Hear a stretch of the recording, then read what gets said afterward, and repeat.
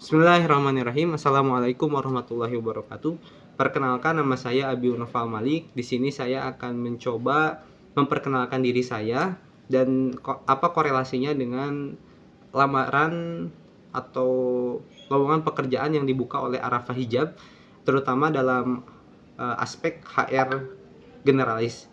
Di mana dalam HR generalis ini tidak semua orang bisa dan mumpuni untuk menjalankan tugas-tugasnya. Yang pertama, dalam HR generalis ini ada dua hal yang harus diperhatikan. Yang pertama terkait memahami manajemen SDM, bagaimana dalam rekrutmen, terus juga seleksi, training, hingga administrasi. Dan yang kedua, penguasaan dalam menggunakan alat-alat psikologi. Nah, dalam hal ini saya berpengalaman selama 6 tahun ini di Hayatan Thayyibah menjadi guru BK, wali kelas, dan juga tim pengembang kurikulum untuk mengidentifikasi minat dan bakat yang tentunya lulusan Hayatan Thayyibah dalam kancah nasional sudah tidak diragukan lagi. Dalam lulusan kami banyak sekali anak-anak yang puas, orang tua juga puas ketika mereka masuk ke universitas yang memang mereka inginkan, dan itu diawali oleh tes minat dan juga bakat yang dilakukan di Hayatan Thayyibah. Untuk tes sendiri dalam alat psikologi itu ada beberapa tes yang mengukur. Yang pertama ada IQ, yang kedua ada kepribadian, yang ketiga ada tes sikap pekerjaan, yang keempat ada tes minat, dan yang kelima ada tes gaya kepemimpinan. Nah, untuk tes IQ sendiri di Hayatan Thayyibah menggunakan IST atau Intelijensi Struktur Tes. Yang kedua menggunakan tes intelijensi kolektif Indonesia atau TIKI. Yang ketiga menggunakan WPT, di mana tiga tes ini dirasa sangat familiar di Indonesia, sangat umum digunakan di beberapa sekolah dan juga perusahaan untuk menggali potensi intelijensi seseorang. Untuk IST sendiri itu seperti pengambilan keputusan, juga perencanaan pendidikan, karir, itu sangat umum sekali. Untuk yang kedua ada tes TIKI, di mana tes TIKI ini digunakan oleh orang-orang kolonial Belanda untuk mencari potensi orang warga lokal ketika mereka mencari warga yang bisa digunakan untuk, dalam tanda kutip, digunakan untuk bekerja sama menggali potensi yang ada di Indonesia. Yang ketiga ada WPT, di mana dalam WPT ini ada 5 rangkaian dari A sampai F. Dalam A sampai F ini ada 50 soal yang digunakan atau diselesaikan dalam kurun waktu 12 menit.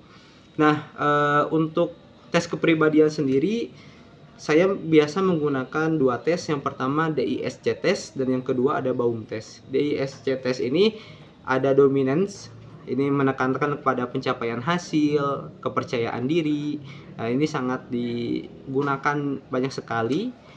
Yang kedua ada inducement atau menekankan pada kemampuan mempengaruhi orang lain, keterbukaan, hubungan, dan juga yang lainnya. Yang ketiga ada submission, menekankan pada kerjasama, ketulusan, ketergantungan, dan juga bagaimana dia bisa menempatkan diri dalam lingkungan yang ada.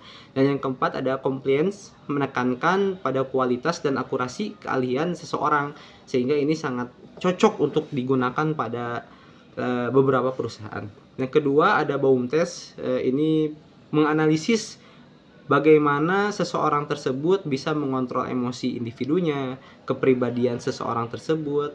Ini bisa diukur dalam yang disebut dengan Baum test.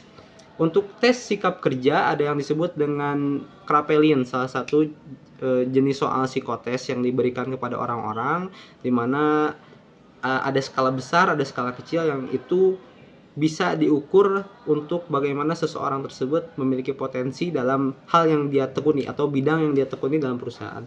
Ada juga Pauli test. Pauli test itu yang disebut dengan sikap kerja dengan mengukur unsur kemauan. Bagaimana dia mau untuk melakukan, lalu dia meningkatkan motivasi kerjanya untuk apa yang dia lakukan, itu disebut dengan Pauli test. Ada juga tes minat. Tes minat ini biasanya menggunakan metode Holland Code Test, yang itu alat ukur minat dan juga materi dasar yang dimiliki oleh seseorang. Ini sering dipakai oleh psikolog dan juga praktisi pendidikan untuk membantu menemukan karir yang ideal bagi si anak. Yang terakhir ada tes gaya kepemimpinan. Tes gaya kepemimpinan ini memiliki fungsi yang baik dalam mengukur gaya kepemimpinan seorang. Jadi dalam perusahaan itu sebetulnya semua orang memiliki potensi untuk memimpin. Akan tetapi potensi gaya kepemimpinan apa yang dia miliki itu harus dites oleh alat ukur yang disebut dengan tes gaya kepemimpinan. Dan tadi ketika memahami manajemen SDM yang ada, seseorang itu harus memiliki pengetahuan juga terkait psikologi dan juga pendidikan.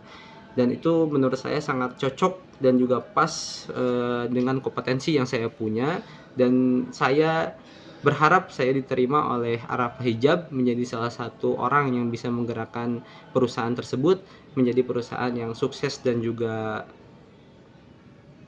berkilau nanti di depannya. Nah, semoga itu bisa menjadi salah satu gambaran bahwa diri saya memiliki kompetensi yang dicari oleh Arafah Hijab dalam memahami SDM dan juga dalam kemahiran menggunakan alat psikotes.